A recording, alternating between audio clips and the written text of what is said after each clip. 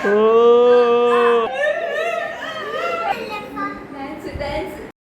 കടവന്ത്രയിലെ മട്ടാഞ്ചേരി കിച്ചണിന് നല്ലൊരു ബിരിയാണി വാങ്ങിക്കൊടുത്ത് സൗത്തിൽ നിന്ന് ഒരു കട്ടൻ ചായയും വാങ്ങിക്കൊടുത്ത് ഇക്കോനിയും നൈനൂസിനെയും എറണാകുളം ജംഗ്ഷൻ റെയിൽവേ സ്റ്റേഷനിൽ പത്രമാറ്റ ഷൂട്ടിങ്ങിന് വേണ്ടിയിട്ട് ഹംസഫർ ട്രെയിനിൽ കയറ്റി തിരുവനന്തപുരത്തേക്കും തിരിച്ച് വീട്ടിൽ വന്നിട്ട് ഗ്ലോബൈനിക്സിൻ്റെ കുറേ വീഡിയോ ഷൂട്ട് ചെയ്യാനുണ്ടായിരുന്നു.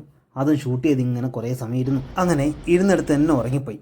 പിന്നെ ഉറക്കം തെളിഞ്ഞപ്പം രാവിലെ 7 മണിയായി. നേരെ മെട്രോ പോയി, മെട്രോ കയറി, മെട്രോന്ന് ഇറങ്ങി എറണാകുളം റെയിൽവേ സ്റ്റേഷനിലെത്തി നമ്മുടെ വന്ദേ ഭാരത് ട്രെയിനിന് വേണ്ടി കാത്തു നിന്നു.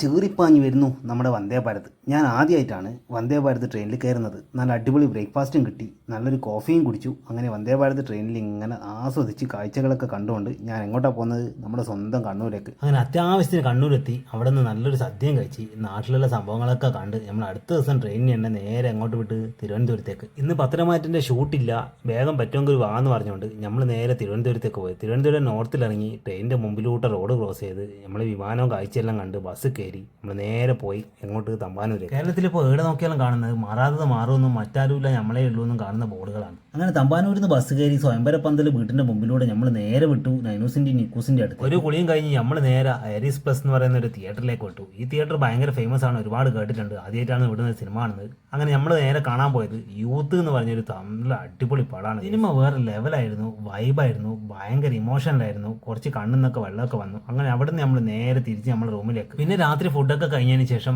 നമ്മൾ അടിപൊളിയായിട്ട് കുറച്ച് ഗെയിമൊക്കെ കളിച്ചു. ഗെയിം കളിക്കാൻ നമ്മുടെ കൂടെ അനുഷിയും നമ്മുടെ വിഷ്ണുവും പത്രമായിട്ടുള്ള ടീമൊക്കെ ഉണ്ട്. അപ്പോൾ 2-3 ദിവസത്തെ നമ്മുടെ കാര്യങ്ങളൊന്ന് ഷോർട്ടാക്കി പറഞ്ഞതാണ്. പുതിയൊരു വീഡിയോ ആയിട്ട് അടുത്ത ദിവസം തന്നെ വരാം.